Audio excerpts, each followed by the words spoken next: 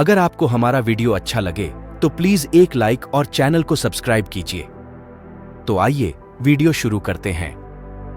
कहानी 1 रुपए का सिक्का। एक ब्राह्मण व्यक्ति सुबह उठकर मंदिर की ओर जा रहा था।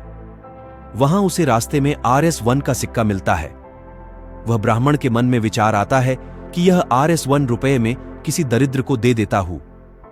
वह पूरे नगर में ढूंढता है, उसे कोई दरिद्र और भिखारी नहीं मिलता है। हर रोज की तरह सुबह ब्राह्मण मंदिर की ओर प्रस्थान करते हैं। वहां उसे एक राजा दिखाई देता है। वह बहुत बड़ी सेना लेकर दूसरे नगर में जाता रहता है। राजा जैसे ब्राह्मण व्यक्ति को देखता है, उसे प्रणाम करता है और कहता है कि महात्मा, मैं युद्ध करने जा रहा हूं। आप मुझे आशीर्वाद दीजिए कि मैं दूसरे नगर के राज्यों को भी जीत सकूं। यह सुनते ही ब्राह्मण व्यक्ति RS1 का सिक्का राजा के हाथ में थमा देता है। राजा आश्चर्यचकित हो जाता और पूछता है कि आपने यह RS1 का सिक्का मेरे हाथ में क्यों थमाया? ब्राह्मण व्यक्ति उत्तर देते हुए कहते हैं कि मैं कई दिनों से कोई दरिद्र व्यक्ति ढूंढ रहा हूं जिसे RS1 रुपए दे सकूं। पूरे नगर में ऐसा कोई दरिद्र और भिखारी व्यक्ति नहीं मिला जिसे मैं 1 रुपए दे सकता हूं। सिर्फ और सिर्फ आप ही मुझे ऐसे दरिद्र व्यक्ति मिले जिनके पास सब कुछ होते हुए भी कुछ नहीं है, जिसकी अपेक्षा हमेशा अधिक से अधिक पाने की रहती है। इसलिए मैं यहां RS1 का सिक्का आपको देना चाहता हूं, क्योंकि जो दरिद्र व्यक्ति की तलाश में था वह साक्षात मेरे सामने खड़ा है। यह सुनकर राजा का मस्तिष्क शर्म से झुक जाता है और वह अपनी सेना को वापस जाने का आदेश देता है। शिक्षा। इस प्रसंग से सीख मिलती है कि इंसान को कुछ पाने की जिद होनी चाहिए, वह बहुत अच्छी बात है। पर आजकल व्यक्ति की इतनी तीव्र इच्छा होने के कारण मन में विचार आता है, तेरे जेब का पैसा मेरे जेब में कैसा, ऐसे स्वार्थी सोच में रहता है। यह बिल्कुल भी अच्छी बात नहीं है।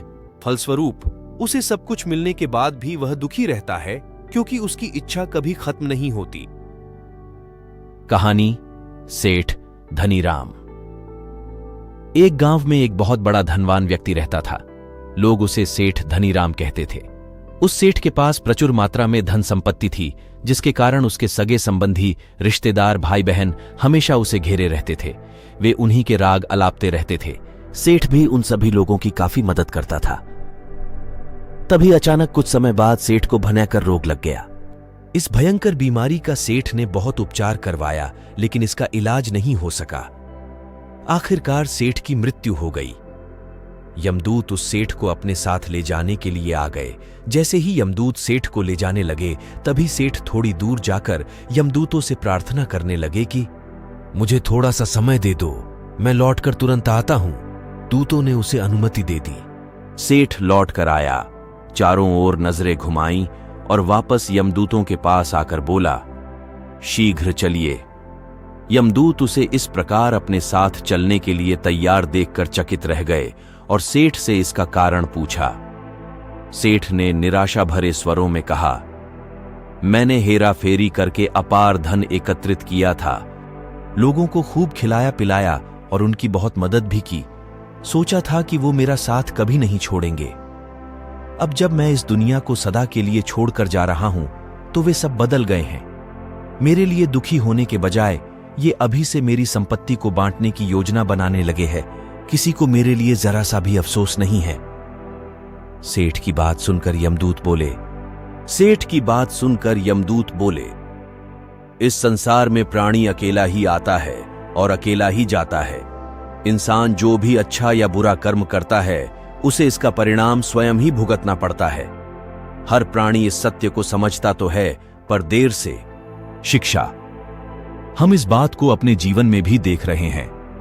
लोग जीवन के सत्य को भूलकर मानव द्वारा बनाए गए जाल जैसे लालच, रुपए, पैसा, बुराई आदि तले दब गए हैं। आप जो भोजन ग्रहण करते हैं वह पेट में 4 घंटे रहता है।